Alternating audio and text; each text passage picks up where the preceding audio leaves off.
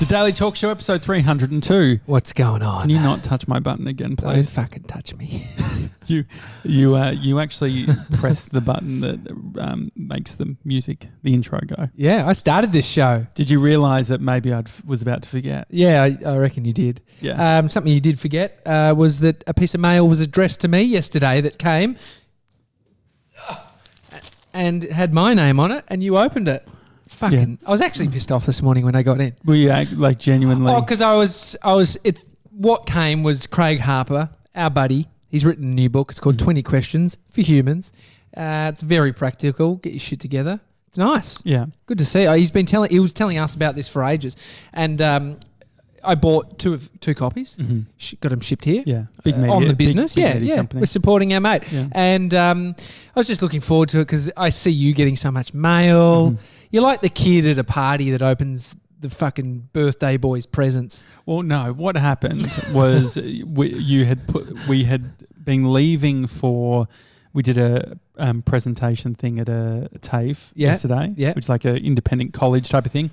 Anyway, as we were heading there, you looked at the letterbox and said, there's Craig's books. Yeah. I'll hide that under some other stuff so no one steals it. Yeah, I said, we got a package, and then I was like, it's going to be Craig's books. And so... Still had my name on it, bro. Yeah, and so, but when you went home, Mr. 97 and I came back to work, finishing off the day, and the package was there, and I was like, okay, I'll take it up. And then as I took it up, I was like, I've got a bookshelf at home that's not full. It'd be great to fucking slide in a bit of Craig Harper into my life. Yeah, there's a lot of people saying they'd love to slide Craig Harper in. Their lives. And so that was the plan. And so, but you had a night with Craig. I did. I'm sorry though, because where I went wrong with it was I didn't look that it was addressed to you. I was so just in the moment and just saw the red and white Oz post and just grabbed it and ripped it open. In fairness, you are getting that many packages of books that could have been. And 99% of them are for you. We're rarely getting anything from me. I rarely buy anything. I don't buy shit. Do you enjoy the thing of opening a package? Yeah, I think we all do, don't we? Like opening my brother's daughter was opening Bodhi's presents. He's 2, she's 3. Did Bodhi get upset about it? He actually thought they were hers. He's like, Mamie's presents. So he was... and you were like, no, they're yours. No, yeah, I was the, the caring father. You were the baby. No. Yeah, I know. Put it down. She had to open it. He's 2. He can't really do too much. Well, we're sending out gifts to people. We are. We're sending stickers. We've opened it up again. This is our 4th run of... It's a sticker run. Stickers. Which we had a sound effect. Yeah, we've sent them all over the joint. We've sent these... I mean, we finally got the ones to the UK when you did. Oh, that's right. I sent them from Barcelona to Michelle in the UK. And you actually did that? You did it. It's good. They made it there. Well, I didn't do it, but my friend Ibrahim did it. Oh, did he? Yeah. You outsourced it. Yeah. No, because what happened was I think he sent it, but... I put in the return address as our PO box, which is PO Box 400, Abbotsford, Victoria, 3067. And the thing was that obviously in Spain, you can't have a return address that's like overseas. Okay. And so they got declined at the post office. Really? So he had to redo them with, I think, his address. Oh, interesting. So we've sent stickers to Madawi, which I didn't know of, in New South Wales, Victoria, New South Wales again, heaps all over the joint. One to Portugal. Yeah, that's great. Up into Queensland, the USA, so Schaumburg, Illinois. Fuck. Jeez, we've sent them all over the joint. So we've opened it up again, and we've already had people asking because it cuts off on Friday. We had an email from Emily, who is an Aussie. Yeah. She's learnt quite a bit from our show. She discovered it through Christian Hull, and she continued to listen. And she said that she's started to. She's been hearing us use a heap of slang, and she says, I was brought up here and I don't even use Aussie slang. Gronk, she'd never heard the term before. So I'm pretty proud of that. Well, we actually had an early listener, probably the first 50 episodes, reached out and English is their second language, and they were basically using our podcast to sort of brush up on their English skills. I'd love that just at uni. Hello, Gronk. Gronks, bogans, all the bits. What's up, bro? But we got emails from John, who says, so keen to get the Daily Talk Show stickers. Oh yeah, or a few if you're offering more. How many do we include in each? Usually it's 4 to 6 stickers. So, yeah, it depends on how loose. I mean, I've been doing all the ones on the ground since we've been back. It depends on how loose I get. And so, yes, John, you will be getting more than just one. He said, I heard you guys on Craig Harper's podcast and started listening. Then at about episode 200 when you did the last sticker offer. And we also heard from Sean as well. And Sean has done something that we've had happen a couple of times. He is offering a sticker swap. Yeah, I'll take it. And so the idea being that we've had Wayne has done this for us in the past. Yeah. We've had Michelle do it. Basically, people sending us stickers. We had Trello. We got a bunch of Trello stickers as well. I mean, people do store stuff. Like this, there's so much going on behind closed doors. What does that mean? That we don't. Like I was thinking, I was driving past a commission housing estate. So it's like sky rise, hundreds and hundreds of apartments. I was like, it was just a thought to think there is so many different people that have a different existence. Their houses could be really well kept, like in these commission homes that are just like spotless. Yeah. They've renovated, or complete dumps. Yeah. And we all sort of like, our homes are very much a look into our souls about how we're going with shit. I think, like, I know my house is a mess if I'm fucking all over the shop, or Bodhi's just shat everywhere and he's just being annoying. Either one of those two. What I think we do is I've kept all the stickers to a box. Yeah. So it's not going to get to a point where every bit of the wall is filled with stickers. Yeah. Have you ever been a magnet guy? Nah, because then I'd have to. I mean, I've never been a magnet guy. I was just thinking about the fridge. I've somehow ended up with magnets, but I'm always curious as where the fuck did that come from? Mr. 97, is it having a family home? Do you have magnets on your fridge? No, the front of our fridge isn't magnetic. Yeah, so only the side bit is. He's from an affluent area where they have built the actual look of the whole, kitchen onto the fridge. My parents have really no. It's our kitchen's all old, so it's just a slot in the fridge. But new houses and shit, like a lot of them have. It looks like a door, so it makes it look like it blends into the cupboard. Yeah. So you're moving away from the front of the fridge. Yeah. I mean, magnets are a bit of a dying thing. But I mean, we'll probably end up creating. No, but I think there's heaps of industry, like travel.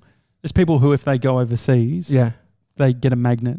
Tourist, like it's a tourist trap. But I don't know if it's a tourist trap. Like some people, that's like the thing they collect. You mean you're buying it from the bottom of the Trevi Fountain in Rome? Yeah. And it's like, this is a great idea for a little bit. People get right into it. Tea towels. There is one, I had it on my old car, Honda Civic, still there the day I sent it off to the scrapper. Got my $250 for it. What was it? It was a magnet from a fish and chip shop in Shepparton. And he's like, take one of these. I was like, I probably won't use it. He said, no, put the magnet on the inside of your door in your car. Just slap it on. And why? Because he's like, heaps of people do it and it just lives there. So if you ever need it, you're getting into your car. I mean, it's a marketing thing from him, but this thing never fell off. So the inside seal of your door. If you ever need it, for what? You need fish and chips. You need the number to call fish and chips. So it was specifically designed as a way of... It was just a magnet for a fridge and your car's metal, so you can stick it onto your car. And so when you open your door within your car, there's the door frame, the door seal. Would that work on like an i30 or something? Work on any of the cars because they're all metal. So we could potentially do like a Daily Talk Show magnet that sat... specifically designed for the door. I can show you where it goes because it's like it doesn't come off with the door. It's not that tight. There's a slight little gap. It would make sense for a Daily Talk Show magnet based on you getting in DK. You probably can listen to the show. Yeah. I don't know how many times I then went and bought fish and chips based on this magnet. I was always just so impressed that it was still there. Are there any phone numbers that you remember off by heart? Yeah, 95965454, 95313814, 040. Yeah, heaps. Wait, what are those numbers? 95965454 was my where I grew up. Yeah, my house. House number. Is it still the house number? I don't know. I've never. Should I just call? I won't put it to air, But I'll just just have the I'll just do the call. Don't even do it loudspeaker. No, I need to do because it we loudspeaker. can. No. Well, we don't just know see if it rings. Let's just see. The number you have called is not connected. Okay, sure. Yeah. So the funny story about home numbers, like I don't know how much you're needing to remember these numbers anymore, based on having iPhones. Like phones, you just aren't needing this shit. I was in Sydney and I called my home phone because I wanted to speak to Mum, and so I just typed in, pressed the number, called, and I answered. I said, "Hey." They said, "Hey." I said, "What are you doing?" Because I just felt like it was this weird interaction. Like, "Oh, what do you mean?" I just looked at my phone to look at the number. I'd put in 95965454. You forgot the state. I was in the area code of Sydney. So there's a family in Sydney that has this number that I was like, I ended up, it was a young chick and we just had this sort of funny interaction. I told her what had happened and she laughed at me. And I was like, oh yeah, well. So it was a anyway. good chat. I remember See you later. I tried to call, I think it was RACV once. Oh yeah. And ended up calling like a radio station. Roadside assistance. Yeah. Yeah. Because there would you break down? Yeah, running out of petrol, which is normally. But there was Lubemobile. Yep, Lubemobile will come to you. The number's 13 30 32. Yeah. What was it? There was a kid who used to say 13. 13 30 32. Yeah. Is that what it was? Yeah. I think the number, Mr. 97, can you Google the number 03? Here we go. Ready? I want to see how impressive you guys think this is. Yeah. 9796. 9796. Yep. Yep. 6199. 6199. Yeah. Yep. Enter. Enter. So you're just Googling the number. Yeah, Mexican Cantina. Mexican Cantina, Narry Warren. Jeez. Are you impressed? My favourite restaurant growing up is 9796. Was it to order takeaway or was this just to place an order? No, this was to book. It's a book a Mexican Cantina, Arrett speaking. Hey, Arrett, it's Josh here. Oh, hey, mate. How you going? Yeah, good, thank you. Can I just book 4 for Janssen? Yeah, absolutely. What time? 7:30. He knew. I tell you, there's some great customer service these days, or at least makes me feel like, they know me. Are you impressed by that's kind of impressive. I call when I go to the airport, I park in this joint called Jetport. That's such an old school thing to do, isn't it? Like park at the airport? Yeah, fucking drive my car to an airport? No, well, parking in I just have these nostalgic memories of being parked in, what's the court called? There's a specific court where there's a few of them in Melbourne. Yeah, there's a bunch of them. But it is actually more effective, more convenient than the long-term car park at the airport. It's like $17 a night. Did you ever do a limo to the airport? Nah, never. So anyway, when you call this company, they just say, Jetport parking, blah, blah. Yep, no worries, Tommy. They've got your number saved in their system. But I just felt like it's one of those moments. It jolts you. Oh, they knew my name. You like I know how it happens, but I was always like, thanks. There is those little elements. And it's a sales technique, right? Yeah. Sort of the rapport. Mm. You do start to wonder, like there's a cafe that Bree and I go to on the weekends and they like some of our stuff on Instagram. Oh, yeah. Instagram's like changed the way that we interact with businesses because now it's like, do we I think they said Bree the other day. Did they? And we actually never told them your name. Okay, so it's a fair play. Know your clientele, know your customer, and call them by their name. But we like their Facebook photos. Well, the waiter, actually, we've been there maybe there was 4 times in a row every weekend where we had the same waiter. And he's like, what's your names? He's like, I'll remember them. Yeah. And so he did a great job. He was like, I'm going to assign something to him. It was like Brie cheese. And he came up with one for Josh. Classic, mate. Yeah. And then what was the one for Josh? I don't know. What Jackass Josh. But the way that I remembered his name was Phil. Phil. And Bree's got an uncle named Uncle Phil. Uncle Phil. And so I just remembered Uncle Phil. I'm just going to remember this guy's Uncle Phil. And we walked into the cafe and I bet him to him like, Uncle Phil. Yeah, he's like, Bree, Josh. It was great. It is. I mean, there's times when you use characters that you probably can't tell the person that you're using that as the memory one. I've got one for a person. I won't say their name, but I'll say the character. the guy from Fuckwit Fred from Family Guy, Peter Griffin. Yeah, the big sort of, you know, how when he wears Hawaiian t-shirts, he's like big fat guy. It was like his name's Peter. No, it's very close to that. And so I was like, that's the only way I could remember his name to start with. But every time it's just like I cannot stop laughing when I go there. But you don't want to be outed in that. You don't want to connect a name to something bad and then sort of that's why. Well, I've told you how I remember Carney's name, our male guy. Yeah, right? yeah. Carnival, Carney. Yeah. I just like, and it's starting to really stick. Yeah. He just knows us as the camera guys. Yeah, which he probably doesn't know our names. That's a good point. He just knows us as the camera guy. Call him up. Yeah, it is a weird, I always want to, like yesterday we were doing a talk. It was nice. We got invited from Candy, my old co-host. Candy Hertz? Yep, on Shepparton, the Goulburn Valleys, Star FM. How long were you colleagues for? We started the show together and we did a year. And then I had Stacey June, who's been on the show, for another year. So I was there for 2 years. But Candy and I were the OGs together there. And she invited us to come and do a talk to a bunch of her students from Collarts, which is like a College of the Arts. Yeah. They're vying to become...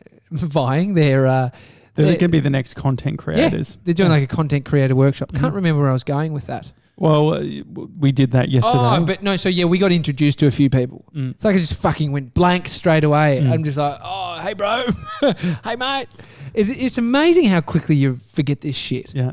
And I know it's an active thing. Jules Lund is one of his greatest talents is remembering people's names. It's unbelievable. Like early days, I'd take mates out and would go hang out with Jules and my brother and stuff. Be like, Barzy, what's going on, bro?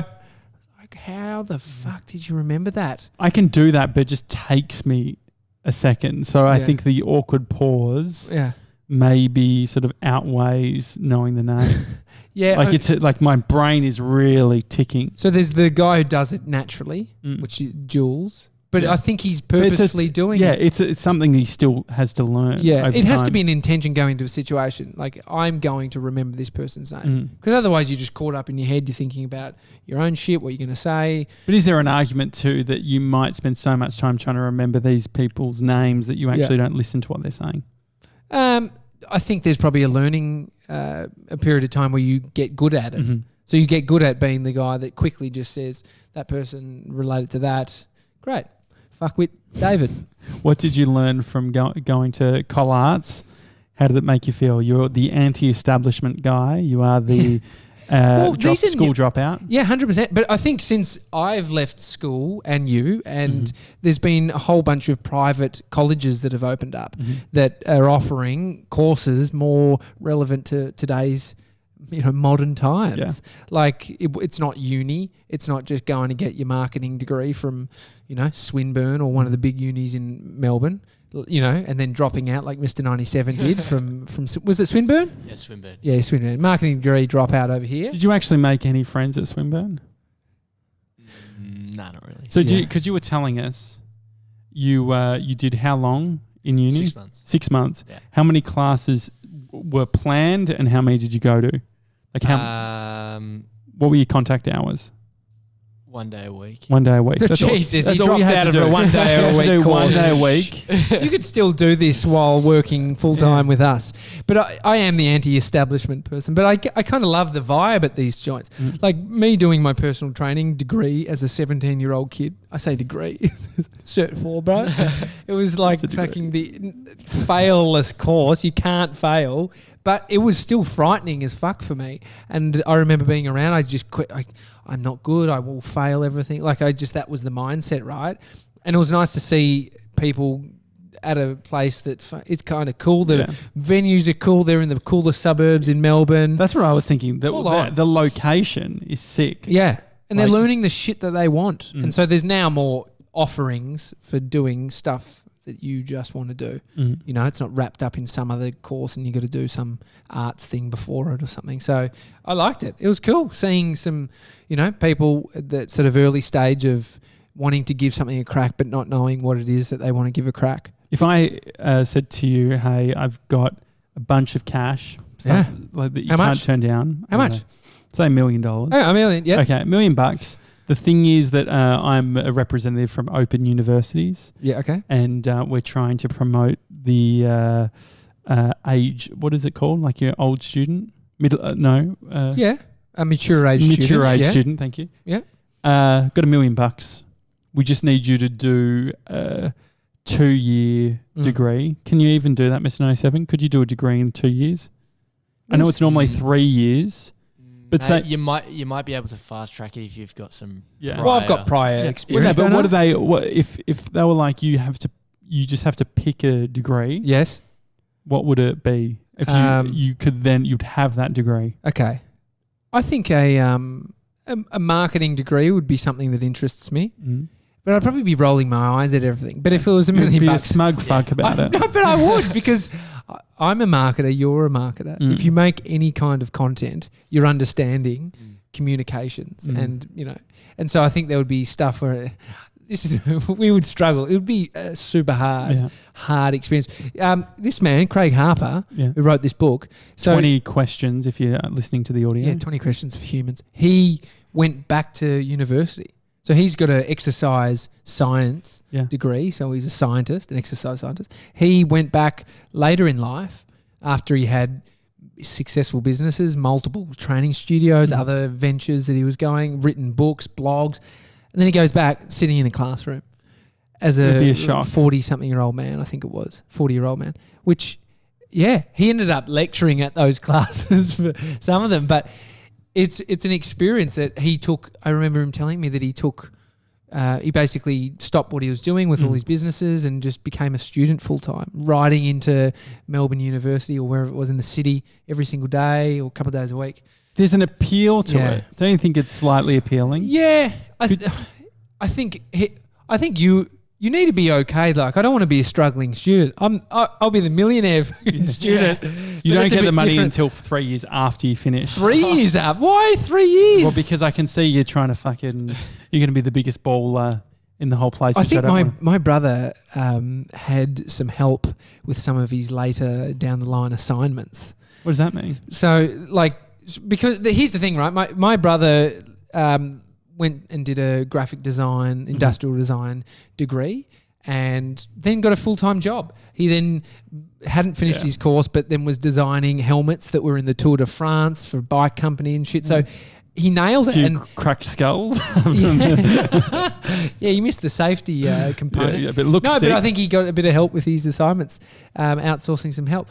Because it comes to a point where you're like, I've actually learned a bunch of this practical stuff. I've learned a bunch of this textbook shit, and I've applied it practically to some real life examples. And now, why do I need to do this shit? Yeah. So it's like, and that's where I'm learning now to not push back as much when you go to a place like that. Yeah. It's not for everyone. Advice for everyone is not, don't fucking go to university, just put in the effort, you schmuck. Yeah. Well, it may be for me, but most people aren't, fucked up like me. Well, I went to Boulder in Colorado just on a holiday and we went there. Can't stop thinking of that song.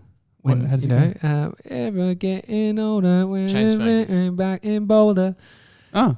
Didn't know that was what they said. But it's actually one of your favourite songs, dude. Yeah, it's in your playlist. The Chainsmokers.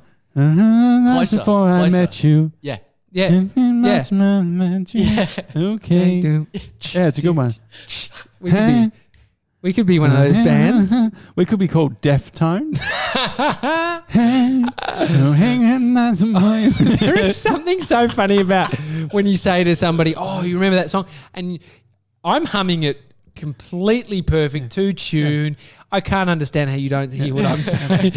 It's got no understanding to it. So you're in Boulder, Colorado. Chainsmokers film clip. But there was a cafe, and just like it was bustling with college students, and I thought this would be cool. Like in another life, I could imagine going there and hanging out and having a coffee and being on my MacBook and doing an assignment. Yeah. I get that appeal, but then I think the form and the structure would break you, bro. Yeah, it'd break me. Well, I think tell me what to do. The international bit, 97. Did you ever think about doing an international sort of transfer Placement. Nah, but I had credit too. What does that This mean? guy's an annoying fuck. He had the What does that opportunity mean? and didn't do it. Well, no, you had to wait until like you're like a You did year more or than two. 6 months. You have to do like your second year, and then you can do an international placement. That would have been so much fun. The thing is, though, Yeah, but you're going. until you get to see what the assignments are, and then it's probably Yeah. I mean, any of these degrees or courses that you do, it's forced learning or forced action. So you're made to do an assignment, which is basically like we've done assignments ourselves, putting together some sort of video series or just committing so what to if the process. that was the assignment? What about if like you got to your project was working on your YouTube channel? Yeah, That'd be cool.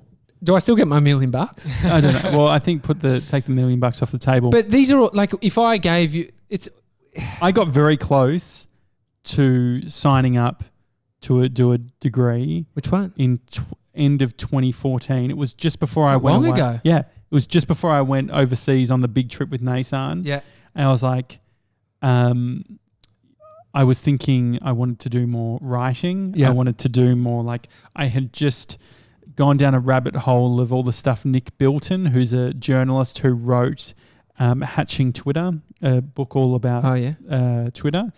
And I was like, I'd love to be a journalist who just explores and there's adventure and doing all that sort of stuff. And so I remember being in, it always, these, whatever, crisis moments or whatever, like you could look at it two ways. breakdowns. One of them is like quarterly for Josh. And so there was my quarterly breakdown. I was in Broome in WA. Yeah. And so Were you at Christopher Scaife's hotel, the one with the ginormous pool? No, I don't know. No. Christopher Scaife's was an old con man, Australian That's con right. man, and he built this ginormous place. I think it was in Broome, and there was this huge fuck off pool. Alleged con man? I don't Or know. no? He was on the run. He died pretty much on the run, I think. Really? He had like a gas, thing for his nose. No, what's that? What is that? Like a thing Like- that you breathe through, breathing Because he apparatus. was- I don't know, because some smoking or shit went something? downhill for him. Interesting. There's a lot of missing bits to that Yeah, it story. went pear-shaped. But no, I remember being at Broome, and it was when Miley Cyrus had just brought out a new album. So I was doing a lot of walking on the beach, listening to like I can't remember the words again. But anyway, I was playing that song, and I was like walking heaps, and I would come back, and I was on like the Open University's website looking up journalism degrees. And why didn't you do it? What was the main reason you didn't pull the Because pin? I realised that Nick Bilton, who I respected, hadn't done one. And I was like, I need to be a journalist, I wanted to do all these. I think I had just, I hadn't done that docu. I was wanting to do more documentaries. I was seeing like Louis Theroux and John Safran and I wanted to be able to write more and do all that sort of thing. And I liked part of it was like a bit of a rebrand where I was like, you know what? I'm not going to tell anyone that I'm doing the course. Yeah. And then one day I'm just going to be like, I've got a degree. I've got a fucking degree. Yeah. I'm a journalist and I've got a question. Yeah, it would never work. You'd blab about it as you're going. Absolutely. There is, so here's some hypocrisy. A friend Can of that mine. be a segment? Here's some. Hi, it's Tommy here. Here's some. I can't even say it. Here's some hypocrisy. Can you do that? Can you do that as a serious bit? No, just for fun. No, I've already said it. So a friend of mine he's a mature age student, wanted to do a psychology degree. Mm-hmm. A guy who has had some life experience, decided that he wanted to apply himself to a 3-year course or something, and he was ready for it. Like, that is the perfect student, right? Okay. So you've got to sit, if you haven't done any study within a certain amount of years, you've got to sit this, like, what is it, like a SAT test? Oh, SAT test? Yeah, SAT. Is it like... Basically, you're needing... It's like a general knowledge test, and you have to get a score above a certain amount. What do they call it in the US? The CAT or... Stat test, maybe? Anyway, the three of us are not going to fucking pass one of those. But actually, Mr. 97 would. I would crumble. The maths that he was Standardized test? SAT test. SAT. Yeah, there you go. Yeah, SATs. Yeah, so the SAT. Stat, yeah. What? It's a stat. STAT? Yeah, special tertiary. Yep, tertiary admissions test. He got 97. I know. The guy didn't go. Fucking got that. Tertiary is... Is tertiary tertiary's tertiary education. Yeah. is uni and stuff? Or no? Is tertiary just before uni? So anyway, it's all falling apart. my mate studied for this, sat it. I think SAT is the American one. Post-secondary education. And I think STAT might be what Australia does. Yeah. Maybe. Hi at thedailytalkshow.com if you know the answer. He said it was full on, dude. Like you do it and they check. So you do it over your computer. Someone's watching you through the camera. You have to take your phone and show it. And you need to take 3 or 4 steps back. And you need to put the phone down so they see you putting the phone down. You need to pick up your computer and show around you what's on the floor, what's up. This is so in case people cheat. This is a remote one. Like this is so dumb. Though, isn't it stupid, it's right? So stupid. And so you need to get like 55 or something, and he got like 50. And so he couldn't do it. He was on the phone to the person, the dean or the assistant to the person that accepts people into the university. Surely it's in their best interest. Please, you know, like money. I'd love to come in and meet you. I'm really committed to this. You know, I'm an older age student. Blah blah blah. All this stuff. Nah. Where's the hypocrisy though? The fact that they're knocking back. No, it's not really. Not hypocrisy. No. I'm glad I didn't commit to doing a fucking opener for the show. What did I use the wrong word? I just don't know if it's hypocrisy. The hypocrisy would be we are for everyone.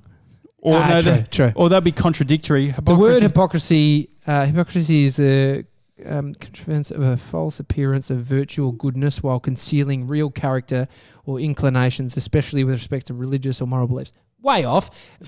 But where I was going with it, psychology degree, helping people, the want to help someone, older person. Okay, that's a little bit, yeah, I can see where you're trying almost getting there, almost passing, knocking back. No, you can't do this based on you didn't know your maths or some English. It's like, this is where it's But where, bullshit. So you just let any gronk in? No, but I think there should be some, I mean, yes, you could easily say, we have rules, it's fucking for a purpose, but it's also... It's like the whole ATAR thing, though. Yeah. Coming from Mr. 97. Yeah, no, 97. Like, if you want to do psychology, then you got to get above like 80. Yeah. Like So you think it's bullshit? Yeah, it's not accurate. It's not a good thing to have to let people into what they want to do. Why did you get it? How did you get a good ATAR? What was the combination of things? I did well in English, which is like it has to be in your top. It's got a big effect on your score, and I did well in English. Did you do English literature or something? No, just normal. Okay. Normal was it your mission to get a high ATAR? No. Really? Well, annoying. Well, it was. I guess like I didn't really care what I got, but did you, mate? I set a goal at sort of like 90. Yeah. And then midway through the year, I was like, oh, hang on, this might actually get higher. But I wasn't expecting anywhere near. What was the day that you got? Because the day that you get your scores is a big thing. Do you get them by text message? Via text? No, you have to log in. So I didn't have my login. I had to email a teacher to go get it. Forgot his password. He's using one of those annoying password hiding one password. So anyway, where were you when it all happened? On holiday in New Zealand. Okay. In Queenstown. Was you feeling the pressure from mum and dad? No. What was that? And what was the feeling? Were you happy? Was it Nah, it was. Well, look, no, I was. They're super ungrateful. Yeah. Is this privilege? No, look, no, I was happy. But I guess it didn't really matter what I got. I wasn't like it wouldn't. I don't think I would have felt any different if I got like a 70. Really? It doesn't. Because it doesn't mean anything to me. Like, did you go have a good dinner or something? Like what was Mum and I. Well, because Sam, James, and Dad, they were all on a hike, and then Mum and I were in Queenstown, so we went out for dinner. Where'd you go? I can't remember. Yeah, you definitely can't remember. Where? Like what food? What? Yeah, what was the Queenstown? food? Yeah. What did you eat? Celebration. I would have been like, I had nachos, then I had tacos, and I had a raspberry. Was it ribs or did you go? Nah, maybe a piece of steak. I can't remember. I feel like he's making that up just to make it feel better. Okay, so it wasn't a big part because I guess that's the thing. No, it wasn't a big celebration. It was just Because in survey results in radio, that basically when they send out all the books and they get people to mark what they're listening to, and all the radio stations find out on the same day how they went. And at my old work at Fox FM, they would have survey result lunches. Yeah. Did you ever have this? Yeah, and they're pretty dark when it doesn't go well for the station. Well, everyone would get Nando's. Would they? But Nice. yeah, so it was either Nando's, then they sort of moved to grilled. But it was sort of like the celebration. A bit awkward though when results aren't good. But they're still doing the Nando's order. It's interesting when I worked on Matt Tilley's show. He had a number one breakfast show for 10 years in Melbourne, and then he sort of further down his career moved into a breakfast show that was not doing well. And I just remember I was just the shit kicker, creating the video content, and he was like, you could tell there was some like things he didn't want to know stuff, like it was like rituals where he didn't want to be told any of the results before the show, or it makes sense. You have all this pressure. All the pressure is riding on you as the face of the show. And so there was some intense times for shows that weren't doing so well, but did it do well in the end or no? I don't think so. When you were working on it? No, maybe it was all just around. It wasn't like plummeting. I think it had plummeted and then it wasn't. Yeah. Interesting. It'd be hard being in a sinking ship. What was your final day of school? I can't remember that because I left in year 11. Was it like a fizzle out? Because I stopped going most of the time. But so the thing is, like, when Bree and I, or I'm sure when Mason finished school, you get your polo shirt and you all sign it. Did you do the whole signing polo shirt, like your shirts? Yeah, school shirts. Yeah, uniform. I did that in like primary school. Yeah, and then that was it. So leaving primary school, I remember that was cool. But as I was older, I was leaving. I was just like, I'm done. It's catches. But it's just there's not like a specific memory of like, waking up one day and being like, I've got no school now. I remember the conversation with my mum in the car saying I'm leaving, and like we'd driven and we were together and just talking about it, what I was going to do. You were 17, and then I remember, 17, and then I remember I went into the place where I signed up for my personal training course, which was sick. Actually, no, that was later down the track. Is it funny how memories work though? Yeah. They all sort of fucking merge. 97 can't even remember what he ate. Yeah. Outrageous. Absolutely outrageous. I mean, that was, you at least finished it and it was a big thing for your life then, or it is what you're working towards, which is why I'm surprised. Like I just fizzled out of school. It is a sort of a weird thing. Did you find the pressure of, because you had a good score, not gloating about it? Did you have dummy mates like us who didn't do as well? And how did you approach that?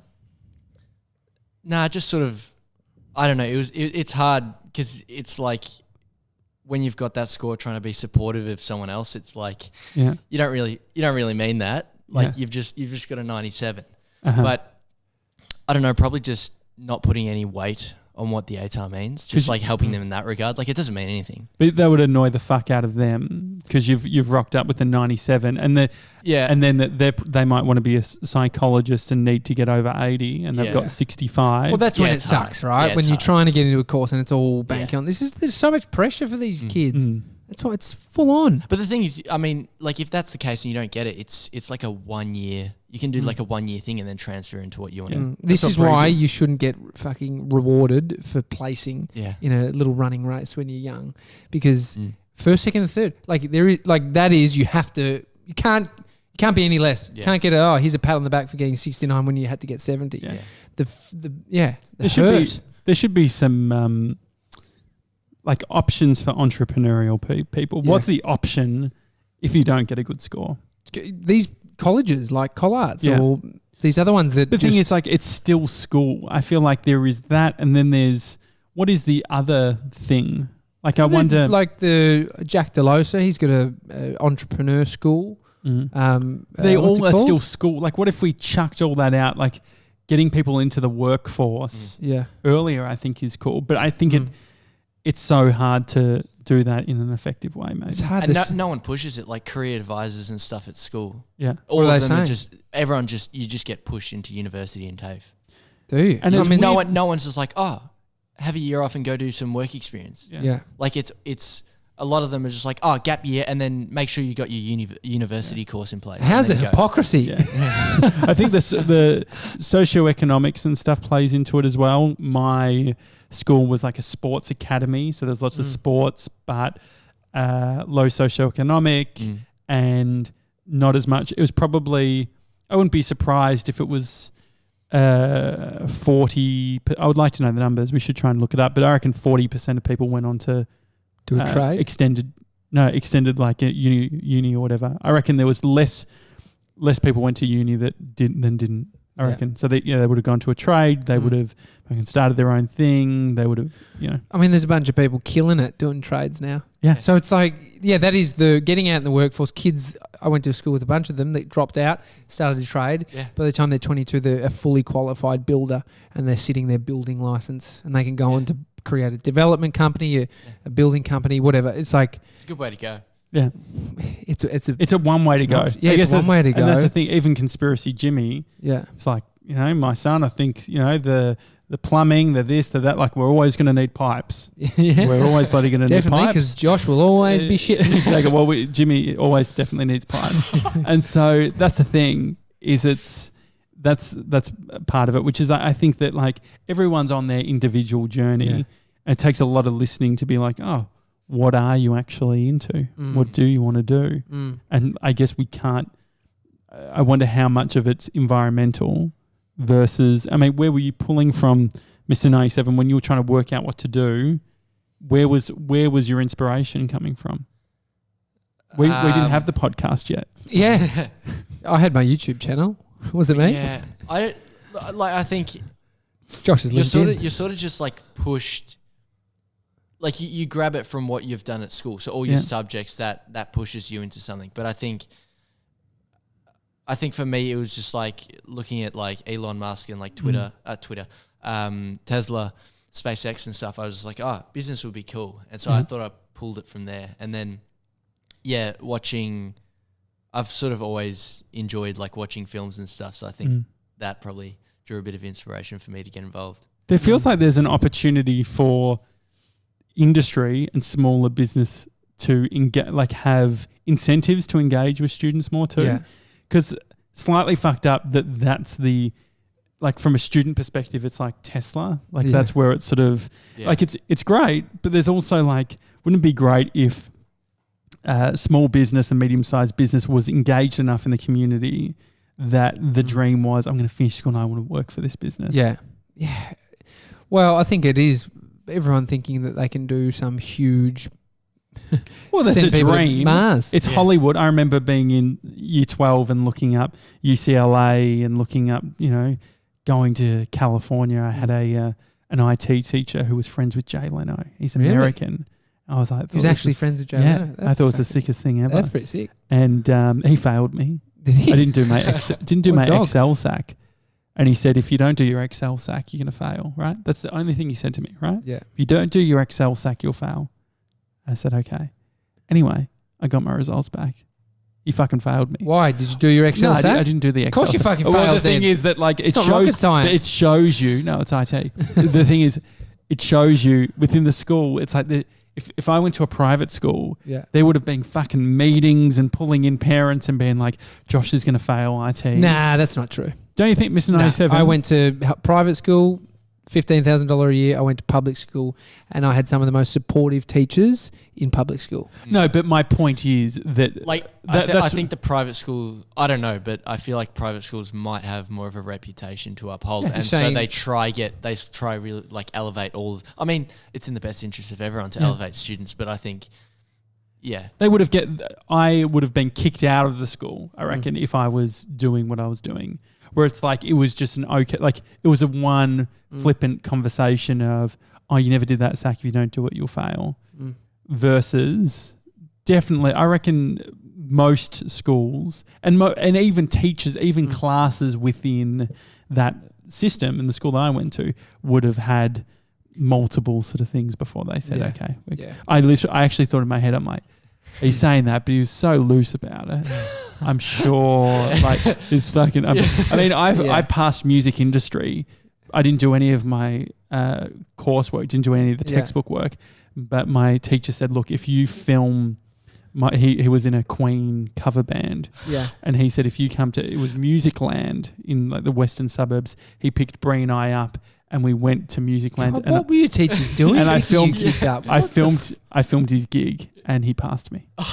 That's solid. crazy, yeah. That's solid. Good story though. I think from this talk that we did yesterday, it's interesting to see how we're in a bubble. The people we consume, Seth Godin, the people we've had on the podcast. I mean, there's NFI. So the learning is like whatever you think is going on around you, there's some alternative reality happening outside of that. Yeah, mini worlds. There's totally mini worlds. And maybe it's like we see what we're doing, the people we're sort of viewing, they are making up the sort of bubble of the world that we're in, and they're sort of leading it in some ways. But there's, I guess it's like the radio bubble. We spoke to Bianca Chatfield, who was a professional netballer, Australian champion. She was like the netball bubble. Yeah. It's like they're all here. And so if we can gain some perspective on the bubble that we're in and look outside, maybe it's where we find some inspiration or just different ways of doing shit. It's the proximity effect. It's that who are you hanging around with? What are you consuming? I think that all that shit's really important. That's it. We've fucking done 46 minutes. It's the Daily Talk Show. Hi at thedailytalkshow.com if you want to send us an email. Stickers close on Friday. Our mate Craig Harper's got his book, 20 Questions for Humans. CraigHarper.net. Yeah, that's his website. Yeah, you can buy it from there. That's where I got it. Go check that out. Thanks, Craigie and, boy. Send us an email, hi at thedailytalkshow.com. In the subject line, stickers. And with your address in the body of the email. And where you found us. Yeah, where you found us. Will you date Mr. 97? And what's your favourite dessert? Or what did you eat the day you found out your ATAR score? Yep, perfect. Hi at thedailytalkshow.com. We'll see you tomorrow, guys. See you guys.